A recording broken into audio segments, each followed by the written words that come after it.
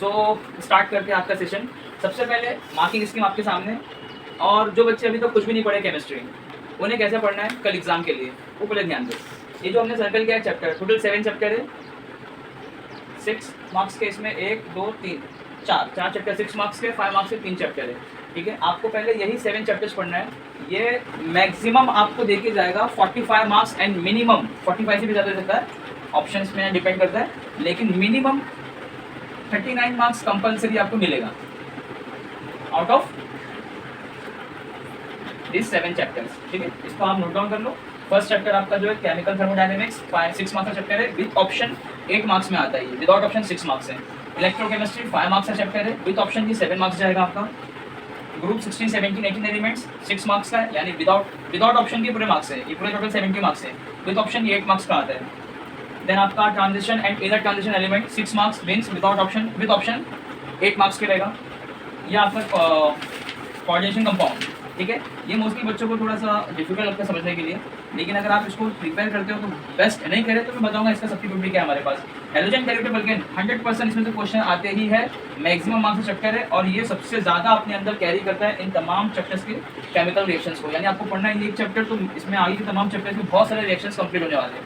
अभी डिटेल में सब देखेंगे धीरे धीरे। देन आपका alcohol, phenol and ether 4 marks नहीं है, जाने दो, ये मत पढ़ो अभी फिलहाल।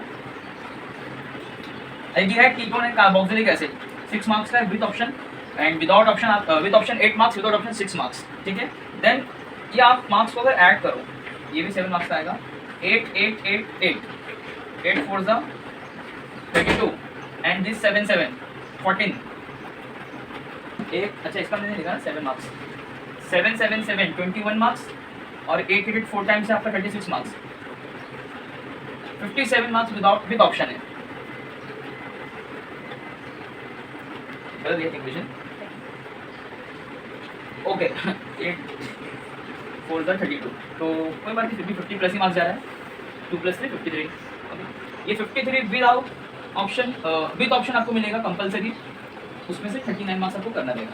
ठीक है, ये वाले को हम इग्नोर करते हैं मोस्टली, क्योंकि इसमें ऐसा होता है कि कभी कभी कोई क्वेश्चन आपको ऑप्शन में जो मिलेगा वो सेम चैप्टर के मिलेंगे, तो कोई एक आपको उसमें छोड़ना ही पड़ेगा। यानी जो ऑप्शन के साथ मार्क्स है ना, ये कंपलसरी अटेम्प्ट करने वाला मार्क्स नहीं है। किसी सेक्शन में आपको मिल जाएगा कि हाँ मैं 8 मार्क्स का अटेम्प्ट कर लिया, कहीं कहीं नहीं मिलेगा, तो इसकी वजह फोकस कर लो, मिनिमम जो कंपलसरी आपको अटेम्प्ट करने मिलेगा ही, सेक्शन ए से लेकर सेक्शन डी के बीच में 39 मार्क्स का कंपलसरी मिलेगा, ये आपका पेपर के बाद चेक कर लेना। तो 7 चैप्टर्स करके जाओगे, अप्रॉक्सीमेटली 40 मार्क्स आपको मिल जा रहा है 70 में से, सिर्फ 7 चैप्टर करके, तो बचा हुआ 30 मार्क्स जो रहेगा वो आपको करना रहेगा पूरा 9 चैप्टर करके। ठीक है, तो पहले होशियारी है कि इस पर ध्यान दो कि चैप्टर कम पढ़ना है, मार्क्स ज़्यादा है, चैप्टर ज़्यादा पढ़ना है, मार्क्स कम। अब इन 7 चैप्टर में से क्या क्या पढ़ना है इंपॉर्टेंट, वो मैं आपको बता रहा हूँ। अब चूंकि मेन चैप्टर है, तो इसमें टॉपिक भी आपको ज़्यादा सिलेक्ट करनी पड़ेगी, ज़्यादा उठानी पड़ेगी। और फर्स्ट ऑफ ऑल स्टार्ट करने से पहले सेशन इंपॉर्टेंट क्वेश्चन का सेशन स्टार्ट करने से पहले ये बात मेंशन कर देता हूँ या क्लियर कर देता हूँ इस बात को कि ये जो गैस क्वेश्चन हम बताते हैं ये आ जाते हैं एग्जाम में, एक अलग बात है, लेकिन हम इसकी आपको कोई गारंटी नहीं दे सकते कि यही आएगा। ना कि क्वेश्चन, ना तो मैंने क्वेश्चन पेपर देखा हो, ना वहाँ से कोई अपडेट मुझे मिली है बोर्ड एग्जाम डिपार्टमेंट से, तो ये एक अंदाज़ा होता है। आज तक ये सही निकलता रहा हमारा अंदाज़ा। अभी फिजिक्स के पेपर में भी 45 मार्क्स का क्वेश्चन सेम टू सेम निकला है जो हमने गैस किया था, उसी बेस पे ये सब्जेक्ट के भी हमने कुछ ट्राई किया है। अभी इसको चैप्टर वाइज देखना है, 1 बाय 1। ठीक है, सबसे पहला चैप्टर आपका जो solid state, chapter 1 solid state, जो बच्चे ने इसको पढ़ा है शुरू से वही इसको टिक करेगा और पढ़ेगा, रिवाइज करेगा। जिसने अभी तक इसको छुआ नहीं है, नहीं पढ़ना है, क्योंकि चैप्टर बहुत लेंथी है, पढ़ने में कंटेंट बहुत ज़्यादा है इसके अंदर, और मार्क्स बहुत कम कैरी करता है। तो 3 मार्क्स के लिए इतना बड़ा चैप्टर पढ़ना बेवकूफ़ी है अभी इस वक्त, क्योंकि कल आपका एग्जाम है। आप इससे बेटर है कि अगर ऐसे लेंथी चैप्टर पढ़ना है तो थर्मोडायनेमिक्स पढ़ो, जो मार्क्स में उसका डबल है, लेंथ में उससे भी छोटा निकल जाएगा, इतना बड़ा भी नहीं है। कहाँ तक पढ़ना है मैं आपको बता रहा हूँ, गिब्स एनर्जी फ्री और हेसेस लॉ कहाँ तक पढ़ना है, अभी सब चैप्टर वाइज बताने वाला हूँ। तो यहाँ पर फिलहाल चैप्टर 1 के लिए जो मैंने आपको बताया कि जो बच्चा अभी तक कुछ भी नहीं पढ़ा इसके अंदर, इसको नहीं पढ़े, और जो पहले से पढ़ते आ रहा है फर्स्ट यूनिट टेस्ट में, सेमेस्टर में, तो अभी इसमें से कौन से क्वेश्चन पहले पढ़े, तो देखते चलते सबसे पहले आप लोग text book, target, PYQ, non A, whatever जो आप रेफर कर रहे होंगे अपने हाथ में ले लो, एंड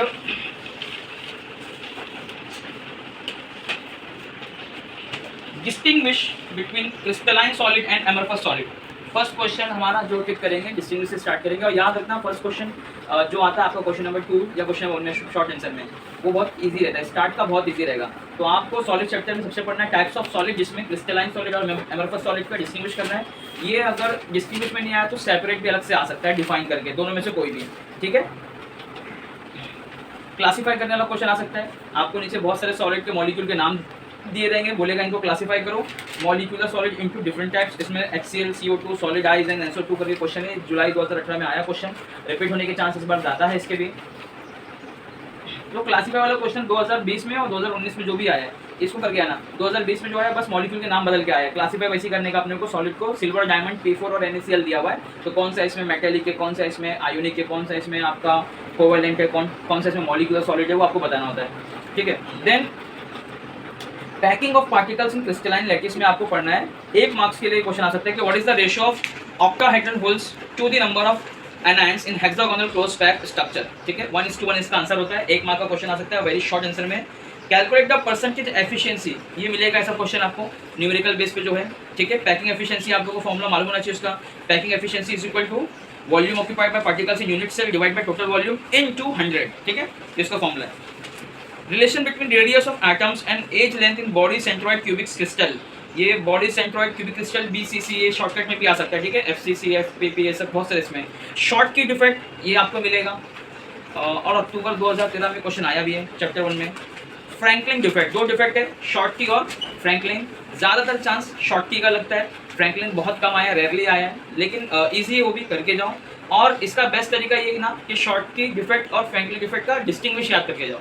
1 मार्क्स में आएगा तो बस डेफिनेशन लिख कर आ जाओ दोनों की, और अगर डिस्टिंग्विश में आया तो फिर आपने तो वो याद किया ही है, तो ये डिस्टिंग्विश 2 मार्क्स में आएगा, अगर आएगा तो 1 मार्क्स में नहीं आएगा, और डिफाइन करके 1 मार्क्स में आ सकता है। तो सीधा डिस्टिंग्विश याद करो शॉर्ट की और फ्रैंकलिन डिफेक्ट का, और ये 2022 जुलाई के पेपर में आके भी गया है डिस्टिंग्विश।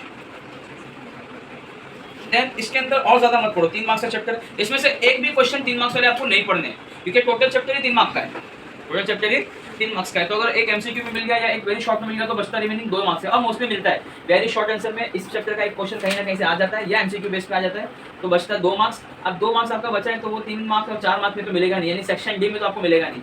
सेक्शन सी में एक होप है कि मिल सकता है, वो भी इसलिए कि अगर ये मिनिमम है, विद ऑप्शन जाओगे तो 4 मार्क्स का है, ये विदाउट ऑप्शन है 3 मार्क्स, विद ऑप्शन जाओगे 4 मार्क्स का है। तो अगर इसका 1 मार्क्स आपका MCQ या वेरी शॉर्ट में आ चुका है तो रिमेनिंग 3 मार्क्स सेक्शन सी में मिल सकता है, लेकिन चांस बहुत कम है चैप्टर 1 का सेक्शन डी में। सेक्शन डी में अगर आया तो वहाँ पे आने के चांस पूरे 4 मार्क्स के तो नहीं रहेंगे, अगर आया तो 4 मार्क्स में कभी कभी 4 क्वेश्चन होते हैं 1 मार्क के, ABCD करके, वहाँ पे इसका पूछ सकता है क्वेश्चन, या 2 क्वेश्चन होंगे 2-2 मार्क के, जैसे आपने फिजिक्स में देखा होगा, सरफेस एनर्जी, सरफेस टेंशन का डिस्टिंग्विश था, और फिर उसके नीचे एक क्वेश्चन था मॉलिक्यूलर वेट कैलकुलेट करने वाला, लास्ट के पेपर में भी। तो सेक्शन डी में मोस्टली आपके जो लास्ट के 2 क्वेश्चन होते हैं वो कॉम्बिनेशन ऑफ 2 शॉर्ट आंसर के होते हैं, या फिर 3, इसमें से एक बड़ा रहेगा 2 मार्क का, 2 छोटे रहेंगे 1 मार्क के, ऐसा कॉम्बिनेशन सेट होता है।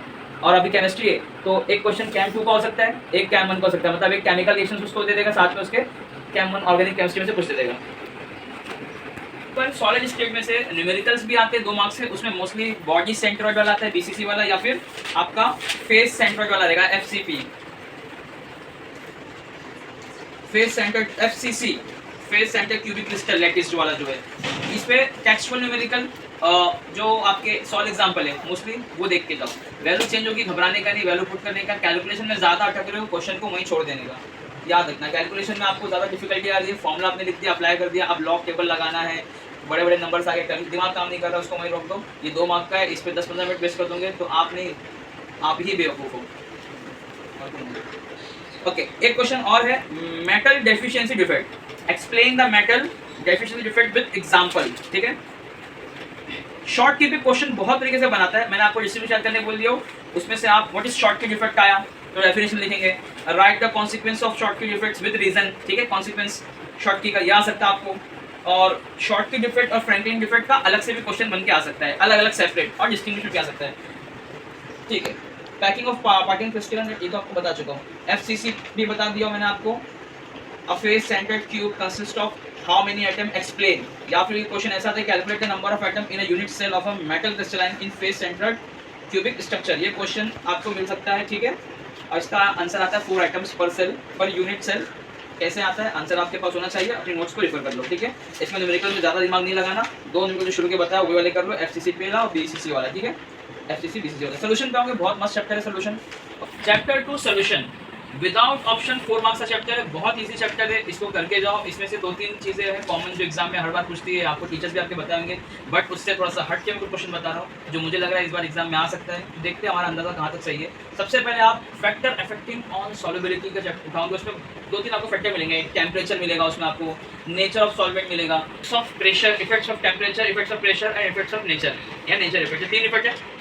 ये अलग अलग तरीके से आ सकता है। एक मार्क में भी आएगा सिर्फ एक फैक्टर के नाम लिखने बोलेगा, उस टाइम पे 3 फैक्टर के नाम लिखना आपको, नेचर ऑफ द पार्टिकल्स, ठीक है, देन आपको प्रेशर और फिर आपको effects of temperature on solubility, इसी तरह effects of pressure on solubility. उसके बाद आप जाओगे हेनरीज लॉ पे, ठीक है। हेनरीज लॉ स्टेटमेंट के साथ यूनिट के साथ पूछेगा, या व्हाट इज यूनिट भी पूछ सकता है, फॉर्मूला एंड यूनिट भी अच्छे से करो। इसमें एक्सेप्शंस जो है हेनरीज लॉ के वो आपको डिटेल में उसी वक्त लिखना रहेगा जब ये हेनरीज लॉ के साथ मेंशन करेगा कि state the Henry law and right the exceptions also, ठीक है। अदरवाइज हेनरी लॉ आपको लिखना रहेगा एंड मार्क्स देकर डिसाइड करो। 2 मार्क्स का आया हेनरी लॉ अगर, तो वहाँ पे एक्सेप्शन डालना रहेगा आपको, क्योंकि लॉ इतना बड़ा नहीं है। लॉ एक स्टेटमेंट है छोटा सा, वो 1 मार्क कैरी करेगा। आप उसको याद से उसका यूनिट लिखना आपको, मोल पर लीटर पर बार, ठीक है। और सेकेंड जो लॉ इसमें है सॉल्यूशन में वो है रॉयल्स लॉ, ठीक है। Henry's law and Royals law. अब दोनों लॉ तो नहीं आएगा, दोनों लॉ तो नहीं आएगा, तो मुझे यहाँ तक ज़्यादा लग रहा है रॉयल्स लॉ के एक्सेप्शन ज़्यादा है एज कम्पेयर टू पढ़ो, लेकिन दोनों में, क्योंकि दोनों छोटे छोटे लॉ है, दोनों छोटे छोटे लॉ। और ये चैप्टर से अगर आया तो लॉ आया, नहीं तो ये मालूम पड़ा एक भी लॉ नहीं आएगा। ऐसा भी हो सकता है कि दोनों लॉ ना आए, लेकिन अगर लॉ डालेंगे तो रॉयल्स लॉ। और मुझे ऐसा लग रहा है कि रॉयल्स लॉ पर रहेगा, जैसे कि बैंकिंग ऑफ में एंगल ऑफ बैंकिंग मुझे ज़्यादा लग रहा था, वही आ भी गया। Ideal and non ideal solution, इसका आप डिस्टिंग्विश के हिसाब से पढ़ लो या डेफिनेशन के हिसाब से पढ़ो या स्टेटमेंट के हिसाब से पढ़ो, लेकिन पढ़ के जाओ कि what is ideal, what is non ideal, ठीक है। देन वेपर प्रेशर लोअरिंग, ये आपका मैं पेज नंबर 33 से पढ़ रहा हूँ, ठीक है। Qualitative property of nano electrolyte आता है 1 मार्क्स में, क्वालिटेटिव प्रॉपर्टी आएगा 1 मार्क्स या फिर 2 मार्क्स, उसमें आपको 4 प्रॉपर्टीज लिखनी होती है, ठीक है, चारों टेक्स्ट बुक में मौजूद है। देन इस चैप्टर में आप बॉइलिंग पॉइंट एलिवेशन करोगे, ठीक है। Molar mass of solute from vapour pressure lowering, pressure lowering आपको 2 मिलेगा, एक है relative lowering of vapour pressure, एक है molar mass of solute from vapour pressure lowering, ठीक है। ये दोनों चांस बहुत कम है, अगर समझ में आते हैं तो पढ़ना है इसको। बॉइलिंग पॉइंट वाला भी जो बताया, अगर आपको समझ रहा हो ग्राफ तो करना, नहीं तो मत करना। हाँ, boiling point elevation and concentration of solute, ये वाला कर लो। इसमें आपको, इसमें तो न्यूमेरिकल्स भी है, इसी फॉर्मूले के बेस पर न्यूमेरिकल भी है। Then depression in freezing point, ठीक है, इसमें effect of change in temperature आपको निकालना होता है। Freezing points, depression and concentration of solute, देखो आपको बताओ, पहले वो बॉइलिंग पॉइंट के साथ चल रहा था, अभी फ्रीजिंग पॉइंट के साथ चल रहा है, सेम है। कॉन्सेंट्रेशन ऑफ सॉल्यूट वहाँ पे था विद बॉइलिंग पॉइंट, अभी विद फ्रीजिंग पॉइंट। वहाँ पे था वहाँ पे था molar mass of solute from freezing point depression, वहाँ पे यहाँ पर, और वहाँ पे था same question molar mass of solute from boiling point वहाँ पे प्रेशर से, ठीक है। तो एक बार फ्रीजिंग पॉइंट डिप्रेशन और एक बार बॉइलिंग पॉइंट के साथ। ऑस्मोटिक प्रेशर, ऑस्मोसिस, यहाँ बचपन से पढ़ते आ रहे हो, लिख के आना, इसको तो बेवकूफ़ी है छोड़ना। सेमी परमेबल मेम्ब्रेन आप लोगों को मालूम है क्या होता है, ऑस्मोटिक प्रेशर सेमी को मेंटेन करता है, ठीक है। और इसमें आपको ऑस्मोसिस का एंडोस्मोसिस, एक्सोस्मोसिस भी याद करके जाना है।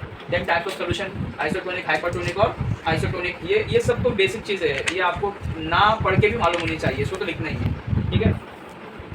देन रिवर्स ऑस्मोसिस, ऑस्मोसिस के साथ उसका रिवर्स ऑस्मोसिस, जिसको हम लोग आगे जाके पढ़ेंगे डिफ्यूजन के फॉर्म में, अगर बुक में है तो है, नहीं तो कोई बात नहीं। वैन हॉफ फैक्टर मत करो इस बार, वैन हॉफ फैक्टर मत करो, अगर आता है पहले से पढ़े हुए तो रिवाइज करो, अदरवाइज जो नया फर्स्ट टाइम पढ़ने जा रहा है मत करो, क्योंकि वो होएगा नहीं फर्स्ट टाइम में। पहले चैप्टर में और कुछ नहीं खास, इसके न्यूमेरिकल्स आ सकते हैं, लेकिन न्यूमेरिकल्स के आएंगे तो 2 मार्क्स वाले में आएंगे या 1 मार्क्स वाले में आएंगे, कैलकुलेट या एमसीक्यू में डाल देगा।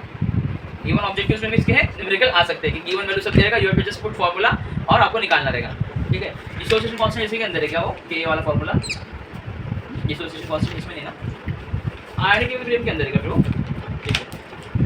थर्ड चैप्टर आयनिक इक्विलिब्रियम, यह आपको कैरी करता है 4 मार्क्स, यानी ये भी एक इंपॉर्टेंट चैप्टर है हिसाब से, क्योंकि विदाउट ऑप्शन 4 मार्क्स है, विद ऑप्शन की कभी 5 मार्क्स का भी आ सकता है, ठीक है, और आएगा ही, आ सकता है क्या।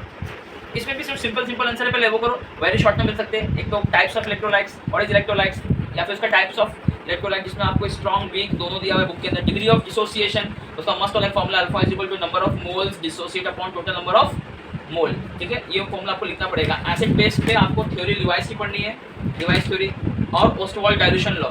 मुझे ज़्यादातर लग रहा है ओस्टवाल्ड डाइल्यूशन लॉ इस बार वापस से आएगा, हर बार आता है। इसमें आपको मालूम है ना, वीक एसिड का अलग निकालना रहता है, वीक बेस का अलग निकालना रहता है, ठीक है। और इसके ऊपर बेटा न्यूमेरिकल्स भी होते हैं, जो उसी पेज नंबर 50 पर आप अगर प्रॉब्लम 3.1 देखोगे, वीक एसिड का वहाँ पे दिया हुआ है, वीक मोनो बेसिक एसिड, ठीक है। तो न्यूमेरिकल्स पहले तो टेक्सचुअल पढ़ना है तो 100 एग्जाम्पल पढ़ना, 100 एग्जाम्पल, और पीवाई के सॉल्व करना अगर दूसरा करने का तो, ठीक है। सेकंड इसमें जो पॉइंट है मस्त वाला वो है आपका ऑटो आयोनाइजेशन ऑफ वाटर। बहुत सिंपल सा टॉपिक है, आया तो 2 मार्क्स का आएगा, नहीं तो कहीं नहीं जाएगा। पीएच स्केल ये 4 मार्क्स में अगर जाएगा तो आपको मालूम है कैसे जाएगा, 1 मार्क्स से 2 मार्क्स के क्वेश्चन कॉम्बिनेशन में जाते हैं उसमें जाएगा। पीएच स्केल आप लोग को बचपन से आती है और बहुत ईजी लगती है आपको, बट आपको इस बार लॉग के फॉर्म में पढ़नी होगी इसको। PH is equal to minus log to the base 10 H plus that is hydronium ion, ठीक है। इसी तरह OH माइनस के ऊपर बनता है आपका OH माइनस वाला, ठीक है। तो ये आपको करना है पीएच स्केल वाला। इसमें acidity, basicity and neutrality of aqueous solution, एक स्केल बनाने का 0 से, ये सिंपल है। ये मैं कुछ इंपॉर्टेंट नहीं बता रहा हूँ, मतलब ये topic it is not the important, लेकिन ये इतनी सिंपल है कि इसको बस एक बार देख के जाओगे तो आपको याद रहेगा। तो एग्जाम में रिस्क मत उठाओ, एकदम सिंपल चीज़ है वो। अगर मैं ना भी बोलूँ तो आप पढ़ लो। मैं मोस्टली उसको टारगेट कर रहा हूँ जो बच्चे लोग, जिसको मोस्टली लोग नहीं पढ़ते, या फिर अगर पढ़ते तो उतना इंपॉर्टेंट समझ के नहीं पढ़ते, सरसरी तौर पे पढ़ते हैं, ठीक है। ज़्यादातर टॉपिक ऐसे नहीं है, मिनिमम टॉपिक ऐसे, मैक्सिमम तो सब आपको भी इंपॉर्टेंट मालूम है कि ये इंपॉर्टेंट है। हाँ, बस मैं आपको क्या कर रहा हूँ, रिड्यूस करके दे रहा हूँ, पूरे चैप्टर्स के हर क्वेश्चन में उठा रहे कुछ उठा रहे उसके अंदर से। अभी आप इधर पे आगे बढ़ेंगे तो कंसेप्ट ऑफ हाइड्रोलाइसिस है, हाइड्रोलाइसिस ऑफ सॉल्ट या फिर हाइड्रोलाइसिस ऑफ वाटर, ये दोनों आपको आना चाहिए, ठीक है। और उसमें टाइप्स ऑफ सॉल्ट आप पढ़ सकते हो, strong acid and strong base से मिलकर जो बनता है, फिर स्ट्रॉन्ग एसिड और वीक बेस रहेगा, और एक लास्ट वाला होता है दोनों में वीक रहेगा, वीक एसिड और वीक बेस, ठीक है। तो इसके एग्जांपल्स के साथ आपको पढ़ना है। स्ट्रॉन्ग में आपको KCl या फिर NaCl, अली की 2 कली मालूम है ना, वो वाला इसमें लिखना रहता है। कंसेप्ट ऑफ हाइड्रोलाइसिस, इसमें जो डेफिनेशन है बस वही पढ़ना है और कुछ नहीं पढ़ना आपको इसमें। और टाइप्स ऑफ सॉल्ट आपको बता चुका हूँ मैं, वो चारों टाइप आपको पढ़नी है, ठीक है। डिसोसिएशन कांस्टेंट में आप जाओगे यहाँ पर, इसके न्यूमेरिकल्स तो करके जाओ, बफर सॉल्यूशन भी आप करके जाओ, इजी है, उसका डेफिनेशन बहुत इजी है। बेसिक बफर होता है और एक एसिडिक बफर होता है, बहुत सिंपल है, ठीक है। बफर एक्शन 2 मार्क में आ सकता है, and application of buffer solution भी आ सकता है। इक्विलिब्रियम में अगर आप जाओगे, सॉल्युबिलिटी इक्विलिब्रिया एक मिलेगा आपको, relation between solubility and solubility product नहीं आएगा, मत पढ़ो। कंडीशन ऑफ प्रेसिपिटेशन इजी है, करके जाओ।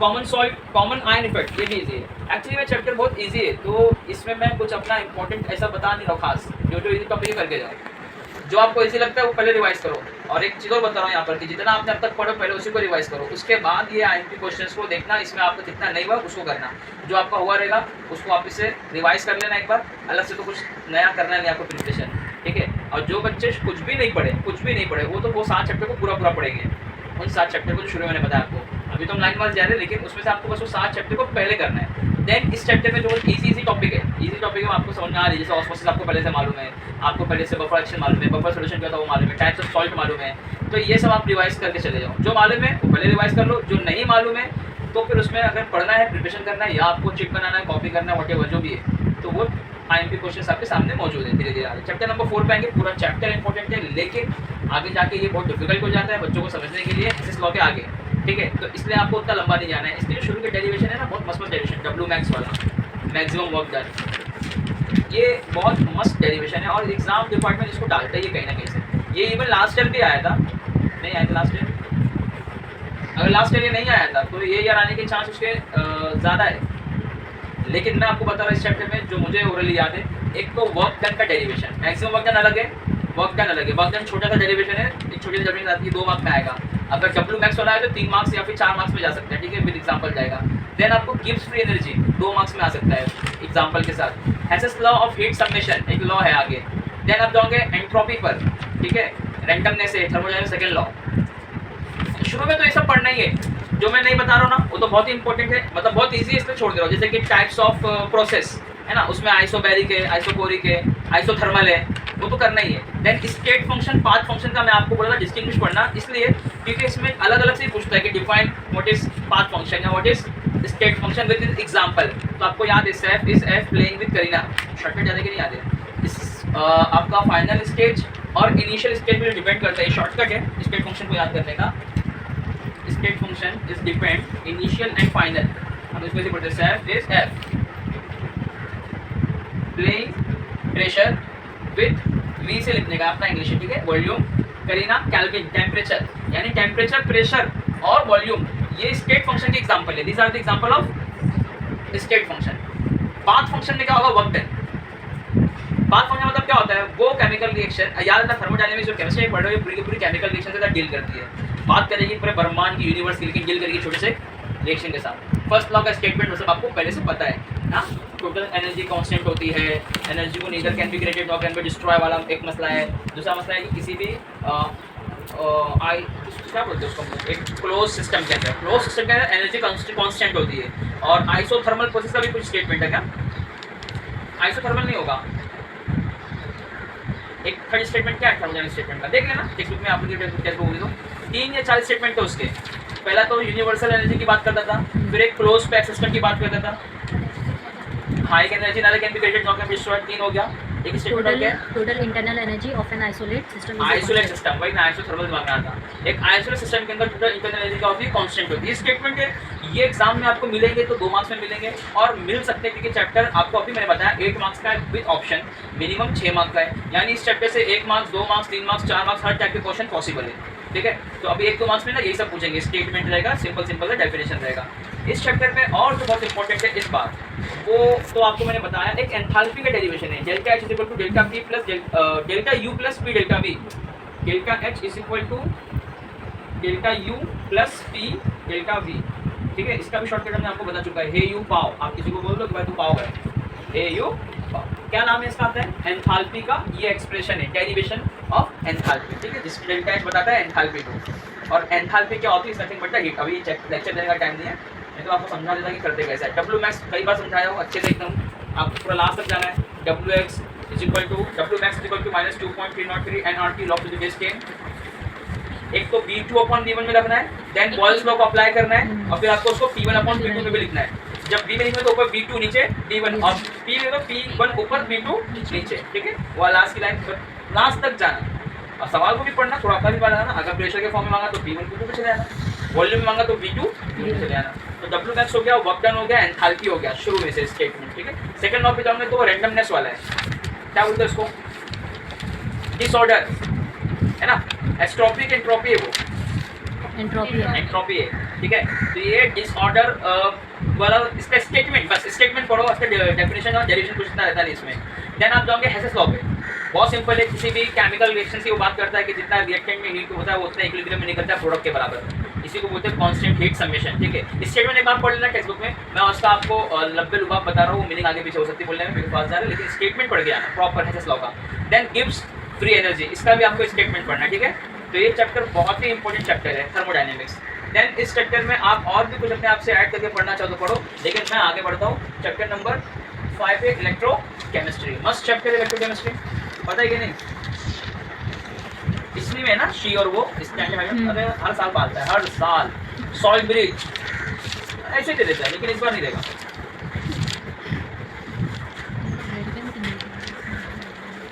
एंथैल्पी में स्टैंडर्ड एंथैल्पी, बॉन्ड एंथैल्पी और टाइप जो है वो देख लेना एक बार। Entropy and spontaneity, second law of thermodynamics, बेटा इसका स्टेटमेंट एटलीस्ट करके जाना।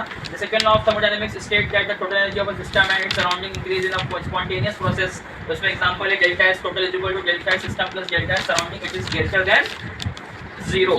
मैं सेकंड लॉ का आपको बोलना चाहिए, भूल गया था, डायरेक्ट गिफ्ट पे चले गया था, नहीं बोला था, सेकंड लॉ भी बोला था। इलेक्ट्रोकेमिस्ट्री के अंदर आपको सबसे पहले जो इजी टॉपिक है जो आपको मालूम है कि इलेक्ट्रोलाइट स्ट्रॉन्ग वीक, ये क्या होते हैं, electrical conductance of a solution R is equal to V/I, ये तो बेटा फॉर्मूले के साथ आपको लिख के आना रहेगा, ठीक है। कंडक्टिविटी स्मॉल लेटर के से उसको आप रिप्रेजेंट करते हो, इसका definition, significance of molar conductivity, relation between conductivity and molar conductivity, याद है कि नहीं याद है, उसका रिलेशन आपको मालूम है ना, वो झोपड़ी से बनाते हो 100 K/C, उसका फॉर्मूला है, आता है। वेरिएशन ऑफ कंडक्टिविटी कंसंट्रेशन एक बार पढ़ लेना, ये स्ट्रॉन्ग वेरिएशन वाले का ग्राफ भी है, स्ट्रॉन्ग और वीक कैसा आपको ग्राफ मिलेगा, ठीक है। पेज नंबर 94 है आपकी टेक्स्ट बुक का। देन इसमें आगे आप बढ़ोगे तो आपको मिलेगा मेजरिंग ऑफ कंडक्टिविटी में आएगा cell constant, conductivity cell, determination of cell constant, ये आता ही है, थ्योरी पार्ट ये सब आता है, ठीक है। गिवन सॉल्यूशन की कंडक्टिविटी कैसे निकालोगे, K is equal to cell constant upon R solution, वो फॉर्मूला उसका आपको मालूम होना चाहिए। और ये तो अभी आपने देखा था, कंडक्टिविटी मोलर कंडक्टिविटी 100 K/C सी, ये फॉर्मूला तो आप भी देखिए थे आप। देन इलेक्ट्रोकेमिकल रिएक्शंस में आप इलेक्ट्रोड्स क्या होता है, कैथोड्स और एनोड्स, ठीक है, ये आपको बचपन से पता है। Then types of electrochemical cells में आप जाओगे, पहला है इलेक्ट्रोलाइटिक सेल, गैल्वेनिक या उसका दूसरा नाम है वोल्टेइक सेल। इसमें ज़्यादातर चांस जो इस बार गैल्वेनिक वाले का है। इलेक्ट्रोलाइटिक सेल अगर आया तो ये बहुत सिंपल है और आ सकता है। देखो इस सेल के कंस्ट्रक्शन जो है ना, उसमें कैथोड पे क्या रिएक्शन होते हैं, एनोड पे क्या होते हैं, डायग्राम, शुरू का स्टेटमेंट, इतना ही करना रहता है और कुछ नहीं करना रहता है। और तमाम सेल में से कोई एक सेल आपको पक्का मिलेगा। मुझे जो लग रहा है वो गैल्वेनिक का लग रहा है, हो सकता है इलेक्ट्रोलाइटिक पे आ जाए, मुझे वो भी लग रहा है, मुझे वो लेकिन थोड़ा सा कम लग रहा है, लेकिन अब ज़्यादा लग रहा है। इतनी बार बोल दिया अब ज़्यादा लग रहा है, तो इलेक्ट्रोलाइटिक पहले करो, गैल्वेनिक से बात करो। और लास्ट में वो नेक्स्ट सेल रिएक्शन वाले में ना कैथोड एनोड को ऐड करके लिखते हैं, ठीक है। नहीं आता है रट्टा मार लो, वो नहीं कर पाते मिनी जेरॉक्स कर लो। सॉल्ट ब्रिज कई तरीके से आती है, उसका एक्शन पूछता है, उसका फंक्शन पूछता है, कभी डेफिनेशन पूछता है। हाँ, बहुत सिंपल है। सॉल्ट ब्रिज का फंक्शन अलग से दिया हुआ है 3 आपकी बुक में। Then formulation of short notation of galvanic cell, writing of cell reaction लिखने का तरीका वहाँ पे बताया, ये नहीं आपको पूछेगा, मत करना। स्टैंडर्ड पोटेंशियल पूछ सकता है, जैसे कि electrode potential and cell potential, इसका डेफिनेशन बस सिर्फ क्या स्टेटमेंट डेफिनेशन, ठीक है। हाँ, ये नर्स को तो भूलना नहीं जरा भी, नर्स इक्वेशन एक्चुअली में वो है नर्स इक्वेशन, ठीक है। उसको साउंड कैसे भी दो, दुनिया में आया हो नर्स की वजह से आया हो, इसको भूलना नहीं। Gives energy of cell reaction and cell potential, बेटा ये देखो आपको गिव्स एनर्जी कंफ्यूज नहीं होना कि इलेक्ट्रो उसका थर्मोडायनामिक्स का, ठीक है। और आप हो जाओगे, ये छोड़ दो, मत करना आएगा, नहीं आएगा, मैं बोल रहा नहीं आएगा, ये आया तो ऑप्शन में छोड़ देना। ज़्यादातर 99 तो बोल सकता हूँ मैं कि ये नहीं आएगा। अब देखते हैं मैं कितना गलत हो सकता हूँ, और ऐसा नहीं कि हर अंदाजा सही निकलता है, ठीक है, गलत भी निकलता है। चलने दो।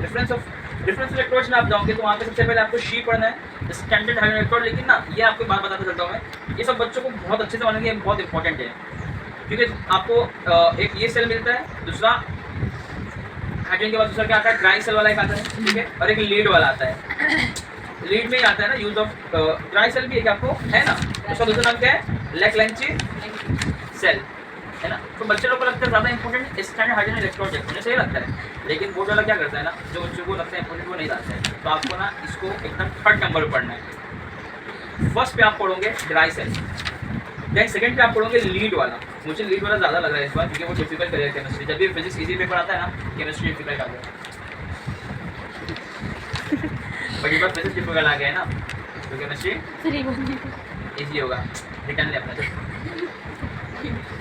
मर्क्यूरी बैटरी, मर जाओ मत पढ़ो। मर्क्यूरी बैटरी कौन बनाता है?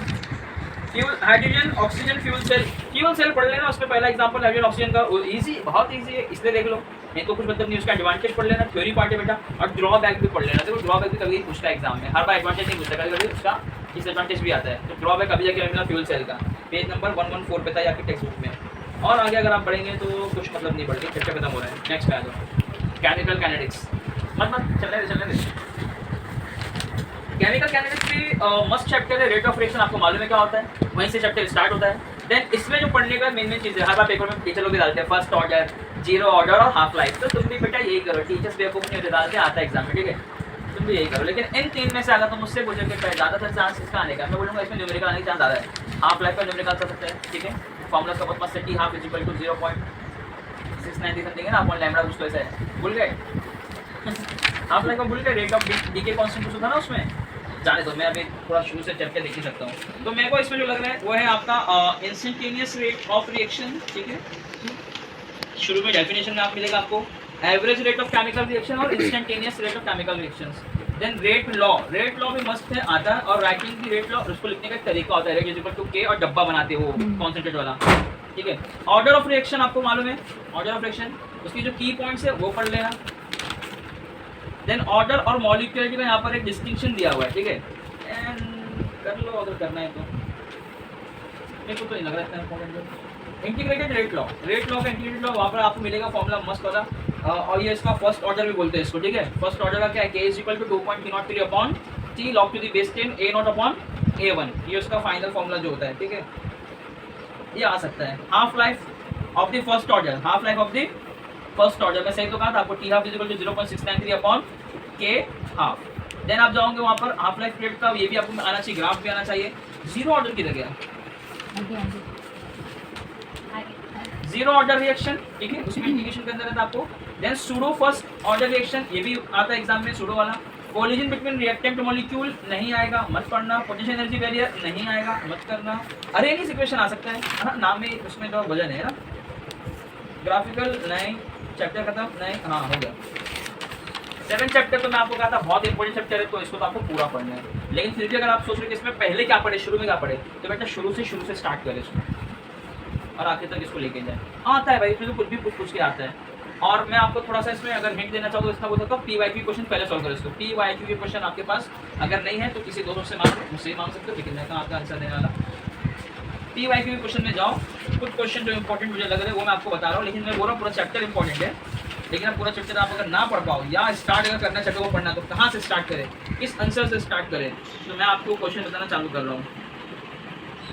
गिव रीजन आएगा कि group 16 elements have lower ionization enthalpy compare to the group 15 elements. ये ऑलरेडी लास्ट ईयर पेपर में आ चुका है। और एक बात बताता हूँ, लास्ट ईयर के पेपर से हर सेक्शन से एक क्वेश्चन रिपीट होता है, एकदम ही अलग नहीं होते पेपर, समझ में आ रहा है। हर सेक्शन में से, जैसे सेक्शन ए MCQ भी एक रिपीट हो जाती है, कोई ना कोई MCQ रिपीट हो जाती है, ज़्यादातर चांस है नहीं रिपीट होने का फॉर मल्टीपल चॉइस क्वेश्चन। उसके आगे जाओगे वेरी शॉर्ट आंसर, उसमें रिपीट होता है। देन 2 मार्क वाले में जाओगे तो उसमें रिपीट होता है, कभी एक कभी डेढ़ मतलब समझ लो कि किसी क्वेश्चन का आधा पार्ट सेम निकलेगा, आधा कुछ और निकलेगा। तो हर सेक्शन से क्वेश्चन रिपीट हो रहा है। तो आपने लास्ट ईयर का पेपर तो ऑब्वियसली पढ़ा होगा, ऐसा मान के चल रहा हूँ, तो आपको हर सेक्शन से एक क्वेश्चन को अटेम्प्ट करने मिल ही जाएगा। देन इसमें आप अगर पढ़ना है तो अभी तक हम लोग ऑर्गेनिक केमिस्ट्री पे स्टार्ट नहीं पहुंचे ना भाई। PYQ करो, मस्त क्वेश्चन है PYQ में। यूज ऑफ सल्फ्यूरिक एसिड है उसका कोई दो, ये सब इसमें आएगा आपको थ्योरी वाले, यानी सेक्शन C में भी आ सकता है 3 मार्क्स में, लेकिन ये कॉम्बिनेशन आएगा with combination. Transition and inner transition, मजेदार चैप्टर। इसमें आपको magnetic movement of ferrum 2 ion, जिसका आपको दिया हुआ Z का वैल्यू 26 से कैलकुलेट करने बोला था, ठीक है। वो mu is equal to root के अंदर अपन लिखते हैं ना, देखिए कभी देखिए देख लेना भाई PYQ में एक बार। ऑक्सीडेशन स्टेट आपको आना चाहिए मैग्नीज का, वो इलेक्ट्रॉन फिल करने वाला है ना, स्पिन और एंटी स्पिन, वो सब इसी में भरना रहता है। देन वाटर लेंथेनाइट्स, वाटर एफ्लॉक या वाटर एक्टिनाइट्स, ये क्वेश्चन अलग से आ सकता है। इलेक्ट्रोमेटलर्जी, ये क्वेश्चन आ सकता है। देन लेंथेनाइट एक्टिनाइट्स आपको बताया, इसका डिस्टिंग्विश कर लेना, मेन तो डिस्टिंग्विश कर लेना, उसमें दोनों कवर हो जाएगा आपका, ठीक है। कोऑर्डिनेशन कंपाउंड मैंने आज तक कभी समझा कुछ अपनी लाइफ में, तो इसमें क्या ही एग्जांपल आपको दे पाऊंगा। ये आप जैसे कर सकते हो करो। मैं आ रहा हूँ SDA पर, हेलोजन डेरिवेटिव ऑफ अल्केन, मेरा फेवरेट चैप्टर है, बहुत मस्त मजा आता है। आपकी बुक में सिर्फ हेलोजन डेरिवेटिव लिखा हुआ है, हमने जब पढ़ा था तभी अल्केन के साथ था। तो इसमें क्या क्या पढ़ना रहता है, सबसे पहले आपको पढ़ना है कैरेक्टर, आपको पढ़ना है इसमें क्लासिफिकेशन, जिसमें मोनो हाइड्रोजन डेरिवेटिव है, MHDA, महाड़ा, याद होगा नहीं याद है कि महाड़ा के अंदर हमको क्या क्या मिला था। पहले तो अल्काइल हलाया जाता है, सबसे पहले अल्काइल हाइड्रो क्या बोलते हैं, हेलो अल्केन नोमेनक्लेचर। IUPAC तो किसमें मिलने का, IUPAC तो मिलेगा, लेकिन इतना भी भर के नहीं मिलेगा कि भाई IUPAC मुझे नहीं आता तो मैं कुछ कैंप में कर नहीं पाऊंगा। 2-3 मार्क का IUPAC मिल जाना, इससे ज़्यादा, ठीक है। केमिकल रिएक्शन लिखा रहेगा, IUPAC लिखो या IUPAC का नाम दे देगा, उसका स्ट्रक्चर बनाओ, हाँ बहुत कम, 3 मार्क्स 2 मार्क्स, इससे ज़्यादा नहीं। बाकी बचे हुए आपको मालूम है कितने मार्क्स बच रहे हैं, 39 मार्क्स तो हम यहाँ पे स्कोर कर ले रहे थे। कितना बच रहा था वहाँ पर फिर 9 चैप्टर के लिए, लगभग कितना मार्क्स, 30 मार्क्स है ना। 40 तो वहाँ जा रहा था, 30 यहाँ बचा था। अब इस 30 में भी अगर आप IUPAC को दे दूंगे 5-6 मार्क्स, तो फिर थ्योरी क्या ही लेगा। मैथड ऑफ प्रिपरेशन आता है, उसके अंदर केमिकल रिएक्शन आता है, इसलिए IUPAC का भी आया तो 1-2 मार्क्स का आएगा, कभी आया तो क्या आता है, कंपलसरी है और ईजी ही रहेगा, घबराना नहीं। फंक्शनल ग्रुप को पहचानना है, तरीका आपको बताया हूँ मैं, नेमिंग कहाँ से करनी है। लेकिन इसमें याद रखना कि आप बोलेंगे सर 90% हमने नाम सही लिखा, लास्ट में कर दिया, गलत तो 0 मिलता है। IUPAC पूरा सही लिखा हुआ रहेगा तो ही फुल मार्क्स मिलेगा, इसमें आधा पौना वाला हिसाब नहीं चलता।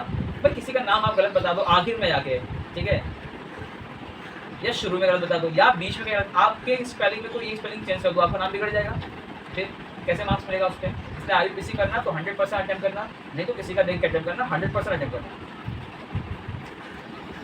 अच्छा, इसमें optical isomerism in halogen derivative में आप जाओगे तो 2-फ्लोरोब्यूटेन का आता है, जिसको हम लोग और भी एक नाम देते हैं, मालूम है कि नहीं क्या है। ये क्वेश्चन मार्च 2008 में आया है और अक्टूबर में आया, अब मुझे लग रहा है 2-फ्लोरोब्यूटेन, ये ऐसा नहीं है, ऐसा नहीं है नहीं, इसमें तो 2-फ्लोरोब्यूटेन नहीं आता है ना, उसमें क्या रहता है, मिथाइल क्लोराइड क्या रहता है ना उसमें। हाँ, ये तो आपको ऑप्टिकल एक्टिविटी है 2-फ्लोरोब्यूटेन का आइसोमेरिज्म में, मिरर में इमेज दिखाने का, इधर कुछ उधर कुछ होगी, देख लेना 2-फ्लोरोब्यूटेन का एक बार। सेंट मायर्स रिएक्शन आएगा, करके जाना। नहीं मालूम किधर बुक में तो नाम लिख लो, बाद में ढूंढ लेना, ठीक है। व्हाट इज ऑप्टिकल एक्टिविटी और रेसिविक मिक्सचर, इनांशोमर, ये सब के सब डेफिनेशंस आपको कैंप 1 में मिलेंगे, कैंप 2 में मिलेंगे। लेकिन फिर बता रहा हूँ सिंगल सवाल नहीं मिलेगा, ये मिलेगा तो सिंगल, हाँ सिंगल में मिल सकता है, लेकिन ज़्यादा चांस है what is enantiomer and explain the, ऐसा कोई क्वेश्चन और जोड़ देगा तो भाई आधा तो अटेंड कर लेना, आगे का एक्सप्लेन नहीं कर पाए तो वो तो कर लेना। इनांशोमर बोला मैंने, ऑप्टिकल आइसोमेरिज्म बोला मैंने, और एक क्या बोला, रेसिविक मिक्सचर। रेसिविक मिक्सचर क्या होता है मालूम है, पता है कि नहीं पता है? मिक्सचर है बेसिकली, किस चीज़ का मिक्सचर है? यहाँ लिखा हुआ है कि equimolar mixture of enantiomer that is dextro and laevo. आपको मालूम है इनांशोमर जब होता है ना, जब वो इमेज घूमती है तो क्लॉकवाइज घूमने को बोलते हैं डेक्स्ट्रो, और एंटी क्लॉकवाइज कोई अगर मूव हो रहा है तो उसको बोलेंगे लीवो। अगर दोनों को मैं मिक्स कर दूँ तो होगा आपका रेसिविक मिक्सचर, जिसमें डेक्स्ट्रो प्लस लीवो आपको लिखना रहता है, ठीक है। तो ये शॉर्टकट था। और SN1 SN2 का सबसे पहले आप डिस्टिंग्विश याद करना, क्योंकि इन दोनों में से कोई ना कोई एक तो आता ही है। ज़्यादा चांस इस बार SN1 का है, 2 ऑलरेडी लास्ट ईयर आ चुका है, ठीक है। बट मैंने एक बात कहा था कि हर साल पिछले साल से क्वेश्चन रिपीट होता है, क्या पता ये रिपीट हो जाए SN2 का, कितना कंफ्यूज कर दिया ना, इसीलिए दोनों कर लेना। और ये तो हर बच्चा कर रहेगा, क्योंकि बोलने की बात नहीं है, SN1 SN2 कोई इग्नोर नहीं करता, हर बच्चा करके आता है। आप 1 को ज़्यादा फोकस करना, बस कितना में करो, पहले 1 करो फिर बाद में 2 करो, और ऑर्डर के हिसाब से भी 1 पहले आता है तो 1 पहले करो। व्हाट इज ग्रिग्नार्ड रिएजेंट, यहाँ पे पूछा गया है सवाल, इसी चैप्टर के अंदर है, RMGX का फॉर्मेशन, अगर आपको याद होगा। How is chlorobenzene convert into diphenyl, conversion वाला क्वेश्चन तो एग्जाम में मिलेगा पक्का, 2 या 1, इससे ज़्यादा नहीं मिलने वाला, ठीक है। Right the product formed when alkyl halide reacts with silver nitrile. बेटा ये सब जो बता रहा हूँ सब कर लेना। अल्काइल RX को आपको रिएक्ट करवाना है सिल्वर नाइट्राइल AgNO3 के साथ, तो क्या बनेगा वो बताएं आपको। उसका आंसर है नाइट्रो अल्केन बनता है। क्या बनता है? 1 मार्क में पूछता है सब, यानी शुरू वाले में आएगा। और N dry ether, sodium in dry ether, magnesium dry ether, एक बार ये पढ़ लेना, ठीक है। What is the action of following ethyl bromide, ethyl bromide में क्या नाम है? Dry ether.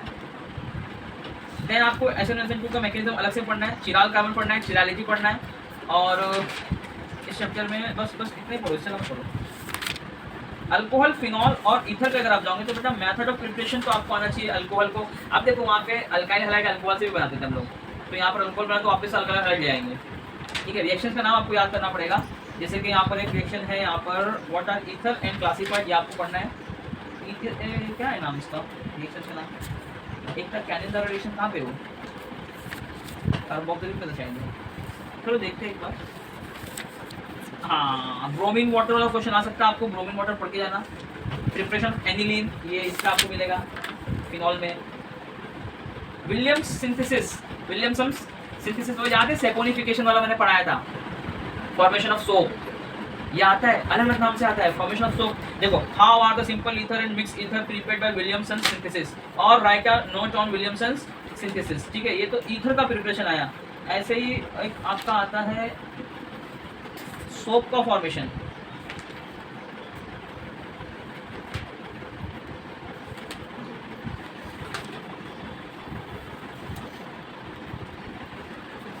टेक्स्ट बुक से पढ़ लेना। व्हाट इज सेपोनिफिकेशन, या तो डायरी से पढ़ लेना। विलियमसन सिंथेसिस करके भी उसका नाम रहता है, ठीक है। Then use of alcohol and phenol, 2 mark का, 1 मार्क का आया तो आया, वो भी 4 मार्क वाले में कहीं ऐड होकर आएगा। यूज इतना नहीं आता। आइट्रेट क्यों याद हो, इसके अंदर आपको क्लासिफिकेशन पढ़ना है कीटोन का, एलिफेटिक वाला भी है और क्या है, एरोमेटिक वाला भी है, ठीक है। बेंजोफिनॉन और एसिटोफिनॉन वो आपका इसका है, एरोमेटिक का है, और एलिफेटिक में डाइमिथाइल कीटोन या फिर एसीटोन, या फिर दूसरा नाम क्या है, प्रोपेनॉन। DHAP बताया मैंने, डाइथाइल कीटोन, दूसरा नाम उसी का एसीटोन, तीसरा नाम उसका प्रोपेनॉन। ये आयुर्वेदिक नेम है, प्रोपेनॉन और acetone. What is Stephen reaction, देखो नाम आया, स्टेफन रिएक्शन पढ़ लेना, ठीक है। गटरमैन मालूम है कि नहीं, Gattermann Koch formulation, write the chemical equation for the following. उसमें पहले गटरमैन कॉच फॉर्मुलेशन और रोजेनमुंड रिडक्शन, नाम देखिए कैसे बढ़िया नाम है। Why are boiling points of carbohydrate higher than corresponding alcohol? जिसकी थ्योरी पार्ट है कि कार्बोहाइड्रेट का बॉइलिंग पॉइंट ज़्यादा होता है एज कम्पेयर टू अल्कोहल। क्यों होता है वो पूछा है, तुमको लिखना है। एल्डोल कंडेंसेशन बड़ा आता है मस्त एकदम, एल्डोल कंडेंसेशन बड़े मार्क में आएगा, मतलब 2 मार्क 3 मार्क में ऐसा आएगा। इसका 2 नाम है, right a note on aldol condensation and explain aldol condensation. क्या है, दोनों सेम ही तो है। एक्सप्लेन करके बोला या फिर राइट अ नोट ऑन करके बोला, बात क्या कर रहा है आगे, एल्डोल कंडेंसेशन की, ठीक है। तो इसमें आपको एल्डिहाइड का लेके ही और आपके पीवाईक्यू में पेज नंबर 250 पे मौजूद है, टेक्स्ट बुक में कहीं ना कहीं मिल जाएगा एल्डिहाइड कंडेंसेशन। अच्छा रिएक्शन है, मस्त रिएक्शन है वो, ठीक है। देन कैनिज़ारो आ गया, वही जो बहुत देर से मिस कर रहा था। कैनिज़ारो रिएक्शंस आपको आएगा, राइट और नॉट ऑन कैनिज़ारो रिएक्शन ऐसा आया, या राइट और not on self oxidation reduction reaction of aldehyde with suitable example. बेटा याद रखो इस सवाल में कहीं भी कैनिज़ारो का तस्करा तक नहीं किया, लेकिन है वो कैनिज़ारो का ही। फिर से क्वेश्चन बोल रहा हूं मैं कि explain right a note on self oxidation reduction. जब भी बात करेगा सेल्फ ऑक्सीडेशन रिडक्शन रिएक्शन, समझ जाना कैनिज़ारो रिएक्शन की बात कर रहा हो, तो आपको कैनिज़ारो रिएक्शन ही लिखना है वहां पर, ओके। अगर आप पढ़ोगे ना उसके आंसर में तो पहले ये लिखा हुआ है कि self oxidation and reduction of aldehyde is known as Cannizzaro reaction. Self oxidation reduction का मतलब ही क्या होता है, कैनिज़ारो रिएक्शन होता है, ठीक है। तो ये आपको तो पढ़ना है, एल्डिहाइड कंडेंसेशन पढ़ना है एल्डिहाइड में से। और बेटा क्या बताऊं तुमको, क्या चल रहा है खोपड़ी मेरी। बाकी फॉर्मेशन वाला क्वेश्चन रहेगा, लेकिन बहुत सारे क्वेश्चन है फॉर्मेशन के, मैं तुमको क्या बताऊंगा इसमें क्या फॉर्मेशन करना है। ये वही जितने क्वेश्चन भेजा मैंने सॉल्व कर लो, और क्या। How is acetic acid converted into acetamide, ठीक है। कार्बोक्सिलिक एसिड को कन्वर्ट करना है आपको ईथर के अंदर, एसिटामाइड के अंदर। देन आप जाओगे अमाइन पे। अमाइन में भी रिएक्शंस के मैं आपको नाम बता रहा हूँ, फ्राइडल मिलेगा, हॉफमैन मिलेगा, कहीं कहीं देख लेना। और एक नाम और है, राइट शॉर्ट नाम गैब्रियल थैलामाइड सिंथेसिस, ठीक है, गैब्रियल वाला। और एक आपको मिलेगा, ये तो मैंने बताया ना हॉफमैन ब्रोमाइड वाला, explain Hoffmann bromide degradation reaction, ये नाम से भी आया है, right a short note on Hoffmann bromide reaction. यहाँ पर आपको रिएक्शन बोला, वहाँ पे डिग्रेडेशन रिएक्शन बोला, बात एक ही है। Explain why are amine basic in nature, अरे मस्त क्वेश्चन है थ्योरी वाला। अमाइन बेसिक नेचर क्यों होता है, वो लोन तरीके से होता है, मालूम है कि नहीं। देन इसके अंदर दो थ्योरी है, पहला लिवाइस थ्योरी है, दूसरा लॉरी ब्रोंस्टेड थ्योरी। दो थ्योरी है, लिवाइस थ्योरी और Lowry Bronsted theory. Write a resonance system of aniline, aniline best example है आपका एरोमेटिक कंपाउंड ऑफ अमाइन का, ठीक है। देन ये चैप्टर, और देखो ये बात, और एक बात यहाँ पे देख लो, ये जितने भी चैप्टर है ना जो हम पढ़ने जा रहे थे, 3 मार्क्स का चैप्टर कौन सा है आपका, अमाइन है ना। ज़्यादा नहीं पढ़ो तो भी 3 मार्क्स पे लॉस्ट होगा, लेकिन अगर इसको ज़्यादा पढ़ने में तुम्हारा टाइम वेस्ट हो रहा है, बाकी डिवीजन से रुक रहा है, तो भाई इसको रोक दो, मत करो, चलेगा। इसमें बस कैनिज़ारो रिएक्शन कर लो, हॉफमैन कर लो, हॉफमैन कर लो, और गैब्रियल वाला कर लो, और एक और फ्राइडल क्राफ्ट रिएक्शन है वो भी मिलेगा, वो कर लो, ठीक है। 3 मार्क्स के लिए 3 रिएक्शन कर लो। एग्जाम्पल एक दो एरोमेटिक के देख लो, और एनिलीन अमाइन बेसिक नेचर की थ्योरी पार्ट है वो पढ़ लो भाई, लोन पेयर, उसमें 2 थ्योरी है, एक लिवाइस बेसिक थ्योरी है और एक तुम्हारा लॉरी ब्रोंस्टेड थ्योरी है, नाम एक बार देख लेना, ब्रोंस्टेड जो भी है। तो बोलने का मतलब ये कि ये 3 मार्क्स चैप्टर के लिए ज़्यादा लंबा टाइम मत निकालो। 3 मार्क्स का आपका अमाइन, 3 मार्क्स का आपका बायोमोलिक्यूल्स, 3 मार्क्स का आपका इंट्रोडक्शन ऑफ पॉलीमर केमिस्ट्री में नाइलॉन 6 इस 2 के अलावा और कुछ नहीं करना। रियान आता था, आएगा नहीं, समझा क्या। GC नैनो वाले में नहीं, ग्रीन केमिस्ट्री नैनो टेक्नोलॉजी, इसके अंदर बस आपको SDP वाला कर दो, बस हाउस होल्ड प्लास्टिक वाला, ठीक है। उसका एक साइड इफेक्ट क्या है बस वो कर लेना। तो मैं आपको बस बोलना ये चाहता कि एल्डिहाइड कीटोन में हमने ज़्यादा टिक करवाया, मैक्सिमम मार्क्स चैप्टर है ना बेटा, 8 मार्क्स देके जा रहा है उसमें। इसी के अंदर आपको मिला था कैनिज़ारो रिएक्शन मिला था, इसमें आपको aldehyde ketone and carboxylic acid भी है, यहाँ पर एल्डिहाइड कंडेंसेशन भी इसी चैप्टर का है। तो जितना इस चैप्टर का बताया वो तो पढ़ो, और इसको जितना पढ़ सकते हो और पढ़ो। लेकिन ये 4 मार्क वाला कौन सा है, हेलोजन जेल के बारे में क्या पढ़ा था, ये कौन सा था, अल्कोहल फिनॉल एंड ईथर। इसमें बस आपको थोड़े से जितने टिक करवाया उतने पहले पढ़ लो, ठीक है। हाँ इतना रहता है कि भाई क्लासिफिकेशन ऑफ अल्कोहल जो होता है, 1st degree, 2nd degree, 3rd degree, ये सब नहीं पूछता एग्जाम में, आपको पहले से पता होता है। इसमें रिएक्शन का नाम आपको देगा कि when alkyl halide reacts with nascent oxygen which compound is form, ऐसा कुछ तो बना के देगा। तो बेटा ये 4 मार्क है ना, मैं क्या बोल रहा हूँ फिर समझो, 39 मार्क्स अगर आपने वहाँ पे स्कोर कर लिया 40 मार्क्स उन 7 चैप्टर से, उसके बाद आप उसमें जो 3-3 मार्क्स के चैप्टर है ना, इसमें से 1-1 मार्क्स भी अगर आप डालते हो तो आप 40 प्लस चले जाओगे आराम से, 45 प्लस। पूरा चैप्टर नहीं पढ़े तो थोड़ा सा वही 1 मार्क्स का कर पाए, मान के चलो यहाँ से 1 मार्क्स 4 मार्क्स कहते हैं, 2 मार्क्स पकड़ लो, 1 2 3 4 5 6 7 8 9 10 11 12, और वहाँ पे भी 1 मार्क्स मान लो तो 13 मार्क्स आप और ऐड कर सकते हो, बिगैर ज़्यादा स्ट्रेस किए हुए, बिगैर ज़्यादा पढ़ाई किए हुए। जस्ट इंपॉर्टेंट जो बताया उतना ही पढ़ो, उसमें से 1 मार्क्स तो मिल ही जाएगा भाई, इतना भी नहीं जाएगा अपना खराब कि 1 भी ना मिले। तो अगर ये 13 मार्क्स कर लेते हो और वो 39 मार्क्स आपने पूरा किया 7 चैप्टर, तो ये आपको कितना पहुंचा रहा है मालूम है, 40 के ऊपर लेके जा रहा है, 40 आई थिंक 50 के ऊपर लेके जा रहा है, 50 प्लस। 30 इंटरनल आपको मिलता है कॉलेज से, वो भी मिल ही जाता है, 30 28 29 जो भी रेंज से चलेगा, ठीक है। 25-25 के नीचे किसको भी नहीं मिलता, कोई भी कॉलेज हो, तुम हो कोई भी हो, तो बोलने का मतलब ये कि आपको इंटरनल अगर आप चलो आप मिनिमम 25 भी मान के चलते हो और आप यहाँ पे 50 मार्क्स ले आते हो, आपका 75 पहुँच जाता है। जेई के लिए भी आप ये हो जाओगे एलिजिबल, 75% वहाँ चाहिए पीसीबी का, पीसीएम का।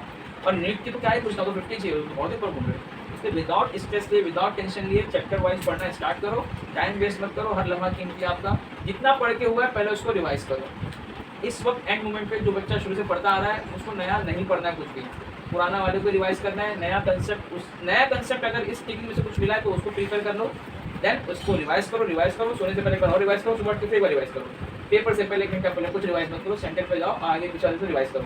ये बात तुझे क्या आता है, मुझे क्या आता है, ठीक है। चलो all the best for chemistry exam. अगर ये वीडियो आपको हेल्प करेगी एग्जाम के बाद मुझे इस पर कमेंट करके बताना कि कितनी हेल्प होती है। Thank you.